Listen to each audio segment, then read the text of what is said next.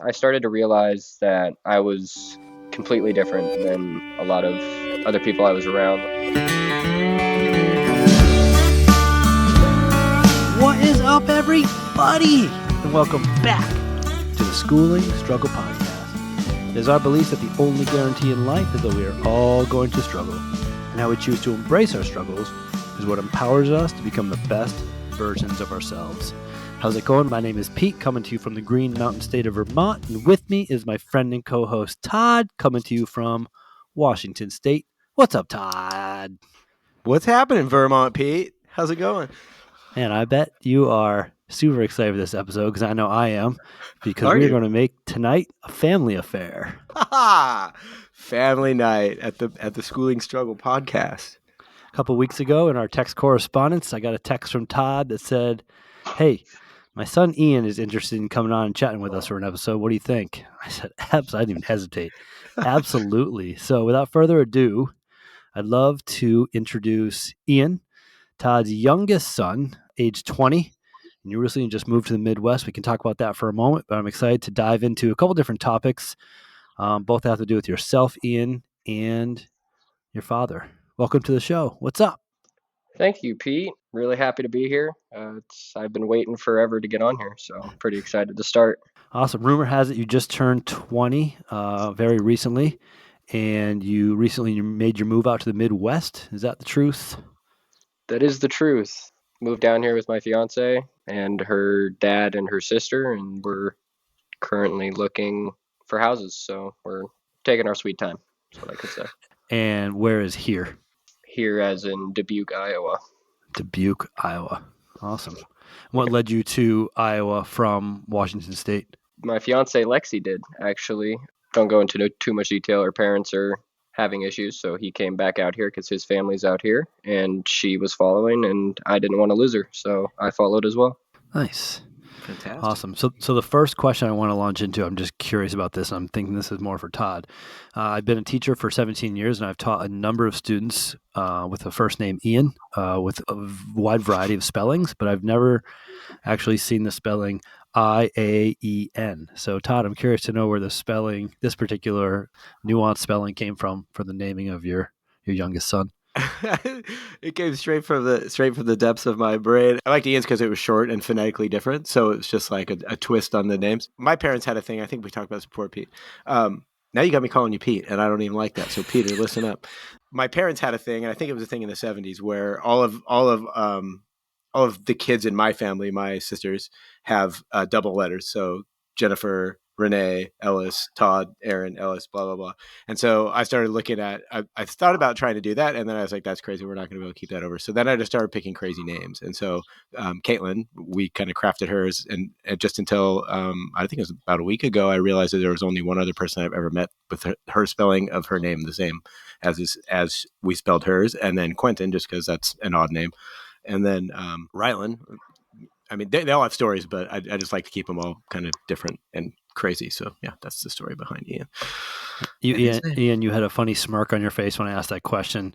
In full transparency, neither of the Ellis family members here know what I'm coming up with the questions for this evening. So you had quite a smirk on your face when I led off with that one. Is there something behind your thoughts about how your name is spelled? Well, actually, I've been wanting to know the full answer to that question for a long time. I know I asked him before, and he was like, I don't know, I just figured out to spell it that way. And I was like, oh, okay, that's that. So have you had people pronounce it weird ways, like when you're like teachers calling off roster classes and stuff like that? Iaen is always a big seller. Iaen. Yeah, or Lean. Lean's pretty good. Based on the fact that you've shared that you want to come on to the episode and chat with us tonight, I'm guessing you've listened to one or more of our past episodes, and hopefully you've gleaned off of some past episodes that I really do think the world of your dad. There was only one person that I asked to join me on this podcast journey, and it was him, and he's exceeded all my expectations. And the saying there is for us is that, a happy life has zero expectations, but I had some expectations, and he's just been an amazing podcast co-host, and I value his presence in my life in so many ways. But at the end of our last episode 56, we were talking about things that our parents did that drove us crazy, that we swore that we would not take on as habits. So I'm curious to know, one of the first questions I have for you, and you can see where this is going, is when you think back on your life with your father, what is something that he did that drove you crazy that you swore when you became an adult you would not do that thing? Ah, What a great question. he was really on top of the finer details when it came to, let's say, cleaning up or picking up after yourself. There was always a you miss it, you're screwed kind of thing. I don't really know how else to put that. So it was, let's say I leave my sock on the ground or just one laying around, I'll get a good talking to from that. And I'm not much on the small details. So that's just my dad. That's a good one. We talk about sweeping the kitchen floor all the time. Oh, sweet God. Are you neurotic about sweeping the kitchen floor, Todd? I used to be. Oh, I'm he's a getting there again, master. but I'm not so bad. Yeah. If I was a professional floor sweeper, I could be good at it. I've told you the floor story before. The light colored floor of the black dog drives me nuts. So I have a big black dog now again. So we're getting there. And Iaen, as I've gotten to know your dad over the last year and a half with these weekly conversations, I've learned quite a bit about him. But on the flip side of that, what do you see as one of his biggest strengths, either as a parent or as a human? Overall, he's a great human, to be honest. He puts more of his time and effort into others than he does into himself, and that's something I actually really look up to because I don't have that kind of thing yet. So, kind of working on it. But couldn't ask for a better dad. I do have a story if I could share. Um, we were we've been arguing for some time in the past, and he comes home and takes my Xbox and tells me, he's like, "You're not going to get this back," and I'm like, "Well, then I better do something else." So I got a job. That was actually my first job I got from that whole entire conversation. And then we came back a couple months later, and I told him how much I appreciated him taking that away because it led to me branching out and becoming an adult instead of being that stay-at-home kid that's always on video games. That's awesome. Actually, just tonight. So the way my evening works is on Mondays I get out of school, I go to the grocery store, come home, put the groceries away, cook dinner. We have dinner as a family. Then I hang out with my wife and my daughter, tuck my daughter in, and then come down here. And just a couple minutes ago, right before I tucked her in, when we were having dinner, we were talking about one of the challenges of being a parent is the fact that you have to do things that your kid doesn't necessarily enjoy, but that moves them forward as a person. And an example from my week is that after we tuck our daughter in, she has a flashlight and she's allowed to read herself to sleep. She'll read books, and when she gets really tired, she'll just turn the flashlight off and fall asleep. And I was doing dishes as she was falling asleep the other day, and she came out of her bedroom way past her bedtime when I thought she was already asleep. And she's like, "Daddy, my flashlight fell down and I can't find it." I said, "Well, why don't you go in and look for it?" Because it must have turned off when it fell off her bed in between her bed and her wall. And so she goes back into her room for 2 minutes, comes back out and says, "Daddy, I looked and I just can't find it. Will you help me find it?" I said, "Nope." I said, "If you want to read tonight, you need to go in and look all over your room and try to find that flashlight." And as a parent, you just want your kid to be happy, but to always make them happy doesn't move them forward as a person, much like what you just shared with your story.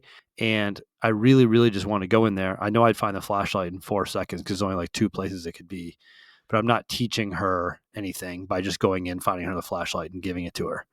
And that's something that's really tricky to navigate as a parent. And Todd and I have had multiple conversations on the podcast about different examples from our parenting or where we've been challenged. And Todd, I'm going to turn it over to you and just ask you to share when it comes to your relationship with your son, what kind of resonates in your mind, or what would you like to share as we kind of dig into the conversation of just having us all here? I don't know. It's funny because when we began to construct this idea of bringing Iaen on, I really wasn't sure what to expect, like always, which is a great thing. But I didn't want to know any of it. I didn't want to be biased by, because sometimes you'll go out and you'll do the thing and you'll figure out and pull all these strings and figure out what people want to talk about, bring them on. And I thought, well, I'll just let Peter and Iaen talk and see what comes out of that. Right.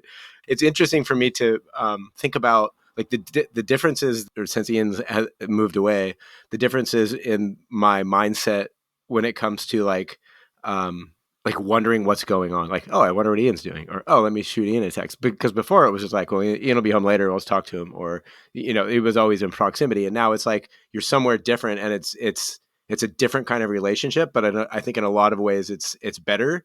Maybe that's just selfishly for me, but I think it's better because now that we have this understanding of there's an open line of communication, but it can be at the time where you need it as opposed to just when you get it. And I think that's a lot different. And I don't know where we're going to take this episode, but I just wanted to share that with you, Ian. I think that it's cool that, much like me, like I think that I've known, and kind of to touch on what Peter was saying, I think that I've known that you have to find your own path, kind of the same way that I found mine. And I think it's cool to watch you doing it. So good job. Ian, before you moved recently out to the Midwest, had the two of you lived in the same house for your entire life, you and your dad? Yes, sir. So this move right now is the first time you've been away from home for any extended period of time? Yes, sir. So the other day I asked my students, and it went into a great conversation. I said, what's something that you've learned recently? And we went into this really, really in-depth, very powerful discussion for a group of high schoolers. I'm curious to know, when it comes to your relationship with your dad, how has your dad helped you become a better version of yourself? Even in the time of me leaving and moving to Iowa, there's already one big thing I can already look up to him because of, which is his job. Right after that, I was like, "Hey, are you okay? Like, do you want to talk about it?" And he was like, "Oh, we're just on to the next adventure." I haven't even told my parents this yet, but I just quit Nordstrom, or I just quit my job. Big reveal. It's the big reveal episode.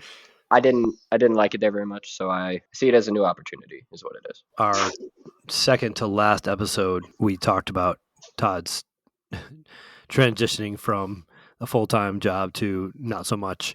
And I had a number of people that I haven't even told Todd this. I've had a number of people that listen to the podcast reach out and be like, "Oh my gosh, I feel so bad for Todd. This, he had a series of challenges happen, and I just feel awful." But it sounds like he's got a mindset that's bulletproof, and that he's handling it with grace. And I just think that's really cool. And I said to them, you know what? I was really worried about him too, until I talked to him, and I've let that worry go. I don't carry that burden anymore, because he seems to be handling it in a way that is just so healthy and so productive. So what you just shared about him is something that I see him in as well. And Todd, I'm going to flip it back. The same question to you. What has your relationship with your son and your interactions with your son taught you? You should have a podcast. You have these great questions. It's so hard to put a finger on one thing.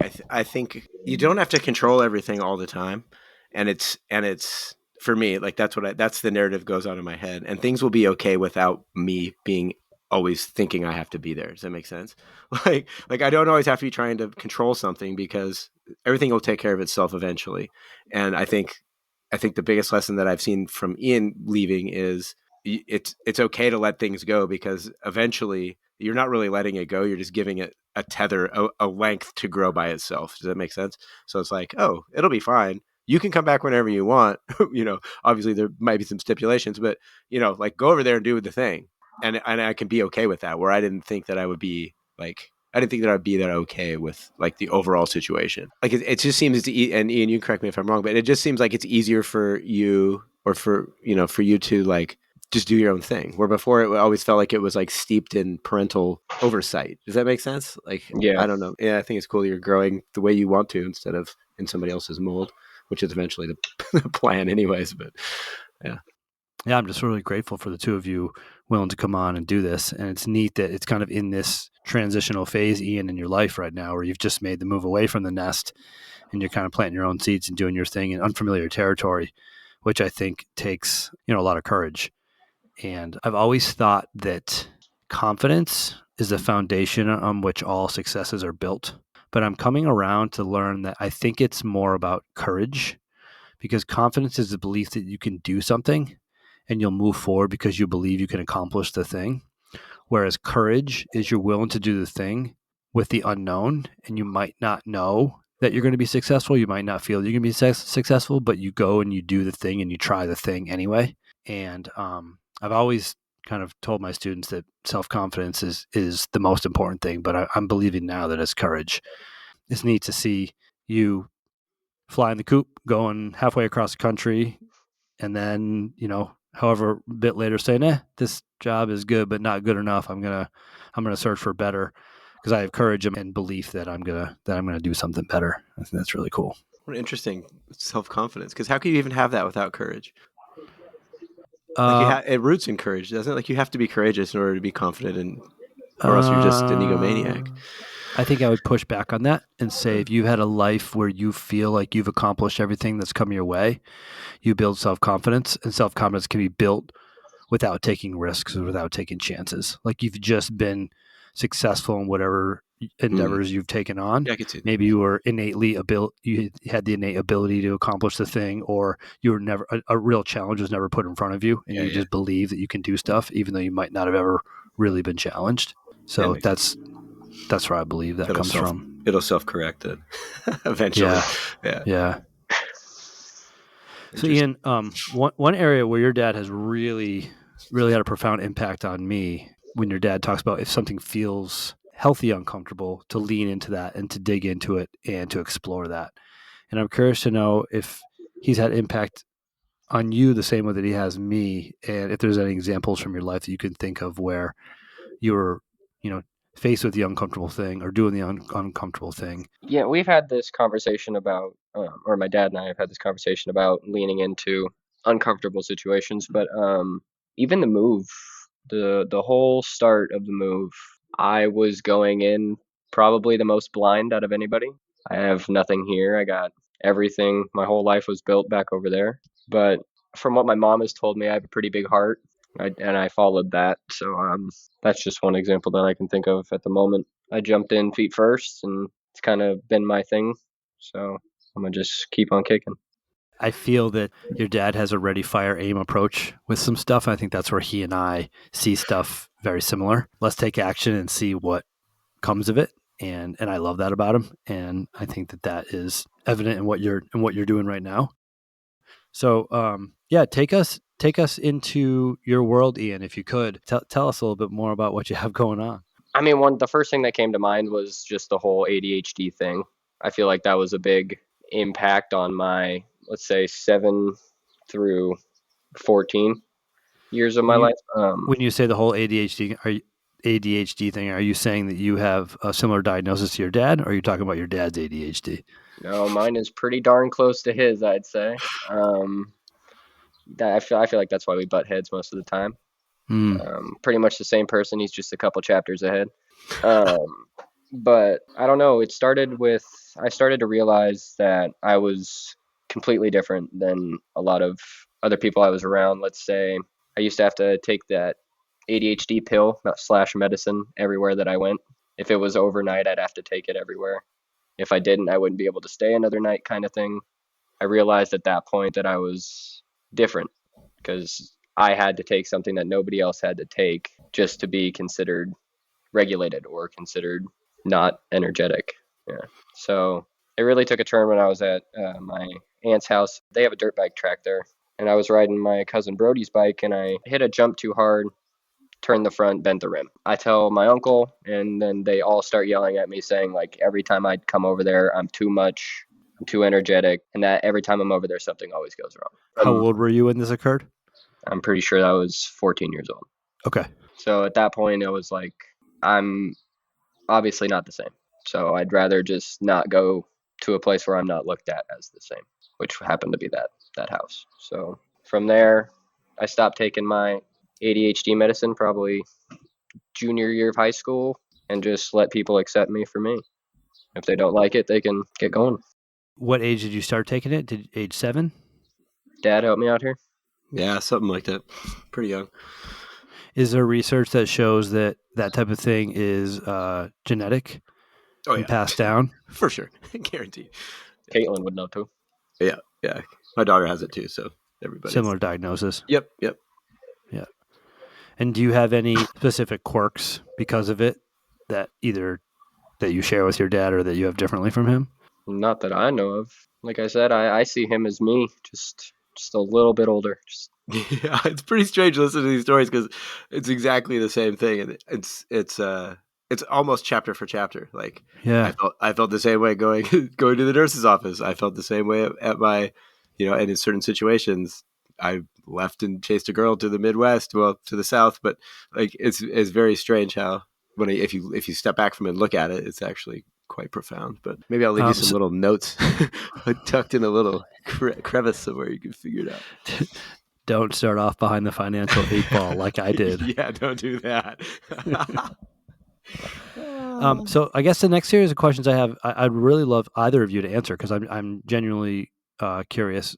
One, as someone who just is curious about this, but two, as someone who teaches students, with a diagnosis, and I've sat through many IEP meetings where these terms are thrown around and different accommodations are made for students. But Iaen, when it comes to what people see differently in you than what is quote unquote normal, what is it that they're seeing? Is it a special ability to do something? Is it an inability to do something? Is it? It's a superpower. In what regard?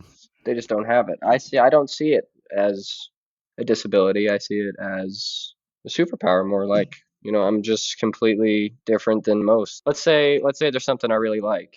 I can dead set focus on that for 4 or 5 hours straight if I wanted to and be completely fine, but I don't even know how else to explain that. Was school a challenge, sitting and listening? Yeah, but there was a couple that made it easy for me. Drew Romberg would know. He made it pretty easy for me. Is that a teacher's name? Yeah. That is a teacher. He was at the CrossFit gym and everything too. He's a good friend. But I would usually ask for something to tap with or something to do. So did you make it through high school? Oh yeah, 100%. Yeah. Yes. He got that one. See, that's because Jocelyn wouldn't let it slide. That wasn't going to happen. Yeah. You can thank Mom for that one. I probably wouldn't have if it wasn't for her. Definitely not. He's got one up on you.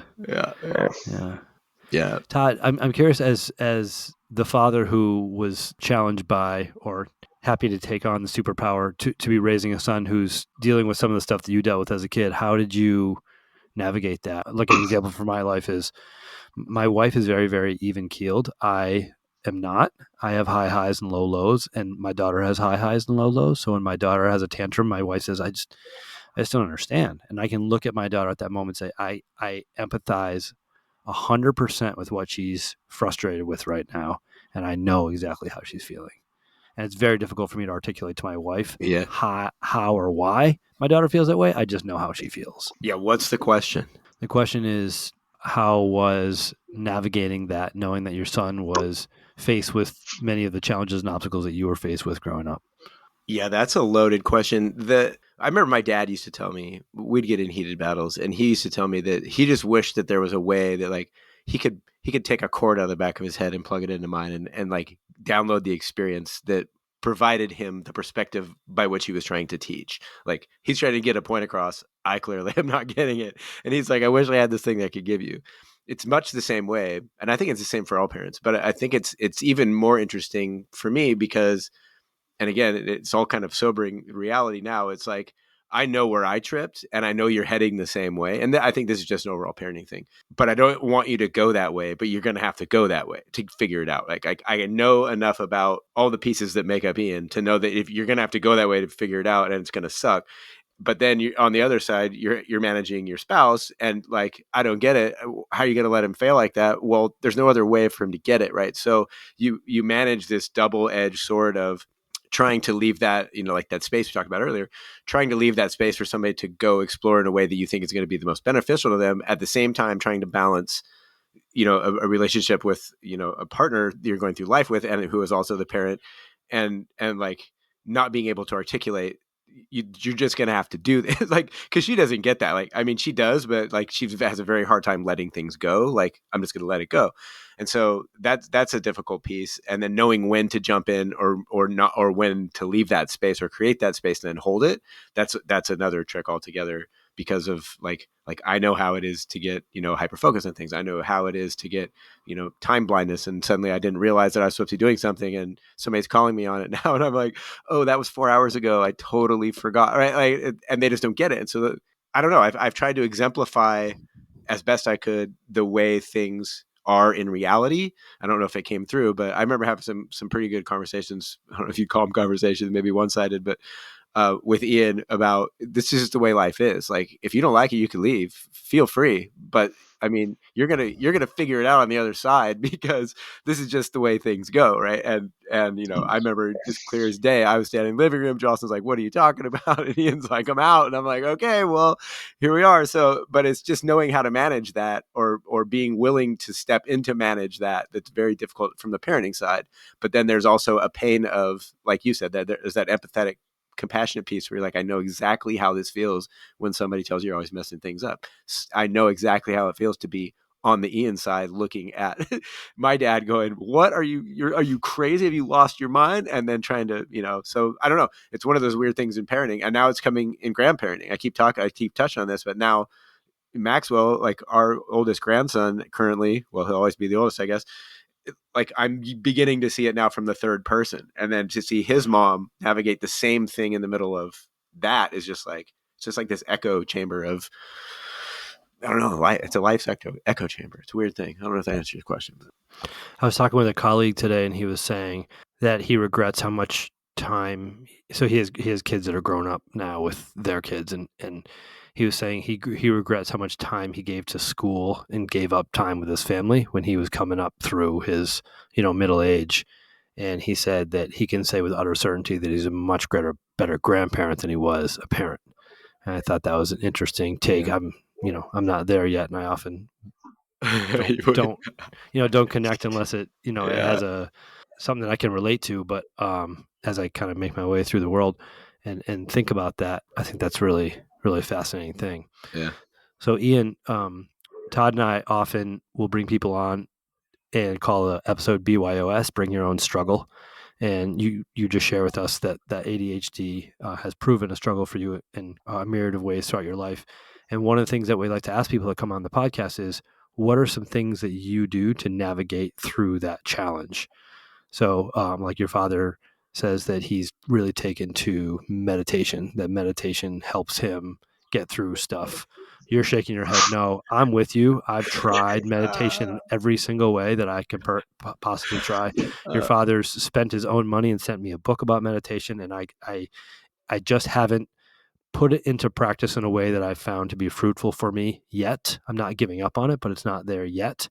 And I'm curious to know what tactical things that you're putting in your life, or what are some things that you're doing to help you get through the navigation. Or you're like, hey, this is my superpower. Like, I love this thing. I'm going to be going in on it 4 to 5 hours a day. And I think that's a great thing. So I'm just curious to know your perspective on that. Work. It used to be a struggle. I'll say that. I don't see it as one now. I just accept it. Like I said, if you're not going to accept me for me, then okay, I'll just do my own thing. I'd say my actual main struggle for now is lack of motivation to do about anything. Just every day, even at work, I want to be here less and less. I don't even want to come tomorrow. I don't want to do anything outside of here. What's here? This house. Almost called it home. Careful now. I know, entering dangerous territory there. Mm-hmm. But for some reason here, let's say that it still feels more like I'm on vacation than I am in a new home. That's my main struggle right now. Have you experienced this lack of motivation before in your life? Not to this extent. Yeah. So I think it's just me or my brain trying to realize that this is where I'm at. Like, this is you're here. Like you live here now. Let the reality soak in. Yeah. Interesting. So, lack of motivation is my what are you doing about that? I'm trying to get out there. I'm applying for jobs. I've just been taking care of these awful dogs and doing all that stuff. So yeah, the other day I had to go to PetSmart and drop $200 on one of those carrier kennels because my English pit bull can use his huge head to bust out of the metal bars now. So appreciate you opening up and sharing about that. So in the last month, I've been in the process of trying to pass a kidney stone, and I didn't know what kidney stones were more than a month ago. But essentially, your body just develops this, it's literally a rock in your kidney, and then passes it eventually through your urination system and then out. And it is the most painful thing that I've ever experienced in my life. If for 9 days, I couldn't do anything. It hurt to breathe. And after coming through that, I'm not in any way comparing myself to you or trying to put myself in your shoes, but I just felt so unmotivated to do anything. And what scared me was all the stuff that I normally like to do, I just didn't want to do. Working out has been a major part of my life. I didn't want to do that. Connecting with people and interacting with people, I'm very extroverted. I didn't want to do that. It was just these weird feelings that I'd never had before. And, I'm like, oh, is this what people talk about when they're talking about depression? Or is this what people talk about when they're in a funk or a rut and they just can't get out? And the $1,000,000 question is, how do you motivate if you're unmotivated? Like any young, spry 44-year-old would do, Iaen, I took the internet and went down a YouTube rabbit hole of ways to break out of a funk. And this one guy, I don't remember who he was talking about back in the day, if your computer wasn't working and you need to reset it, you had to hit Control Alt Delete. And you hit Control Alt Delete and you hold those buttons down and it would reset the computer. But the only way for the computer to reset was for you to take the physical action of hitting Control Alt Delete. And I was like, well, that's not really all that helpful. And then I thought, well, how can I do that with my life? And I decided I'm just going to force myself to do a couple things that I used to like to do and see what happens. So I went out in the garage and just did a really short workout, texted a couple friends, called a couple friends. And the next day, it wasn't that I wanted to do those things, but I just wanted, the thought of doing them wasn't as uncomfortable as the day before. So I just did it again. And here I am a couple weeks later now, and I'm almost back into full swing. But it was really weird that thing happened to me. I was not anticipating that at all. I figured it was just a little sickness, no big deal. I'll just kind of move on. And I hadn't felt that unmotivated for a while. And my friends come over and work out after school. I have a pretty cool home gym. And I walked in the garage one day and they're all in there warming up. And I just walked in and said, this is really hard to admit to myself and even harder to admit to all of you.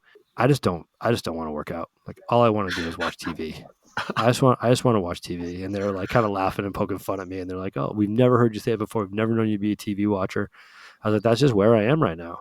And they were totally supportive of it. They were totally cool. They're like, well, then we'll stay outside here and work out. You go inside and watch TV. It was hard. So for you to share that with us is I'm sure not an easy thing. And for me, it was, what's the smallest thing I can do to kind of get this snowball rolling? It was to go out into the garage and do, 5, 10, or 15 minutes of something and try to build on that.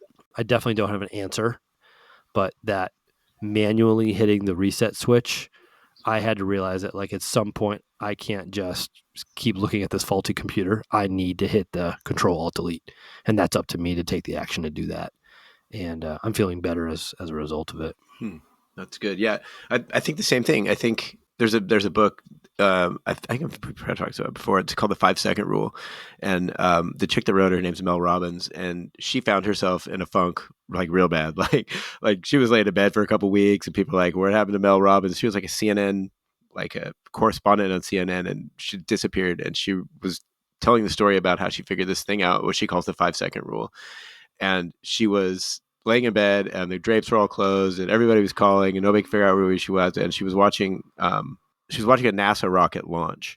It was on the launch pad and it's, 5, 4, 3, 2, 1. And then it went.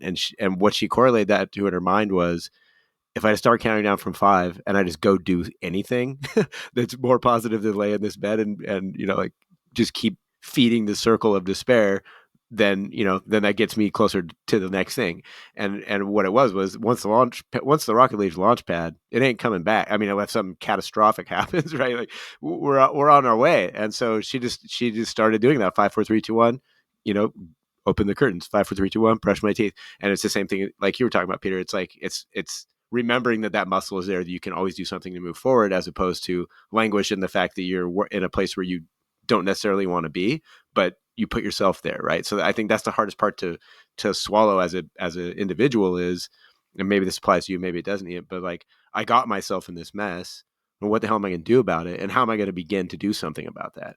And it's an interesting thing, because I do it all the time when I'm working out. Like if I'm staring at the barbell and I'm breathing hard and I'm like, okay, well, you're still going to have to do all these thrusters. I'm like 5, 4, 3, 2, 1, you better pick it up. And then, you pick it up and you start moving ahead, because if you're just idling, oftentimes you're just going to sit there and spin, and that's not helpful for people with minds like ours. But what you did, Iaen, is no small feat to leave a place you lived for 19 years, go live somewhere brand new and do something brand new with people that aren't the same people that you've been living with. Yeah. So people have to tell this to me more than I tell to other people, but just to have compassion with yourself and be patient with yourself and know that it's all right that you're struggling and to just think about like what's the smallest thing I can do to help move myself forward.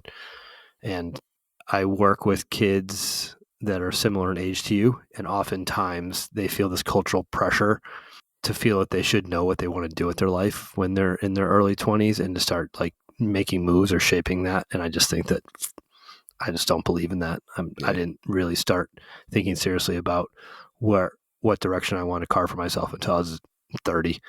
And I still don't know what I want to do when I grow up, even though I'm 44. But I do love this podcast, and I do love getting together on Monday nights with your old man to chop it up and talk about things that are impacting our lives. That's cool. If you need some help, Iaen, let me know. I know I have that safety net and that fallback.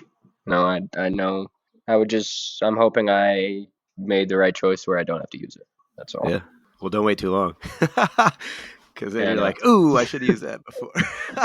Yeah. Yeah. As we get ready to wrap up, Iaen, I'm curious, and this is a question that I've been asking my students recently, and based on where you are in your life and what you're doing, I'm curious to know your perspective on this. But as I shared, I have a daughter who's 7, and from your perspective, if I want to have a really close relationship with my daughter when she's your age, what should or can I be doing now with her to invest into having a close relationship with her through the age that she is? In what regard? See, if I take this into like the same as Lexi kind of thing, because Lexi, that is my fiance, she has a very, very tight relationship with her father, and she says that it's being there and supporting them in their absolute lowest is what she says. It's her biggest thing. He's been there in her absolute lowest time. He didn't offer solutions. It was more of a I'm here to listen and I'm not going to tell you how to fix it kind of thing. I'm just here to listen to let you get it out. So I wouldn't know, but that's what I've heard. I try to once a month ask my daughter, what can I do right now to be a better dad? And I asked her that tonight before I came on, and she said, find my flashlight. She said, I think that you should talk less, listen more, and be more empathetic to see other people's perspectives. That's what she said? The exact language she used with me tonight. She been soaking up some Peter. Yeah. Way to go, LJ. Yeah, and I'm really not big on telling another man how to live his life, but I went off the beaten path. I did graduate from high school. I did go straight to college. After I graduated from college, I decided to live out of the back of my truck and be a snowboard bum for a number of years.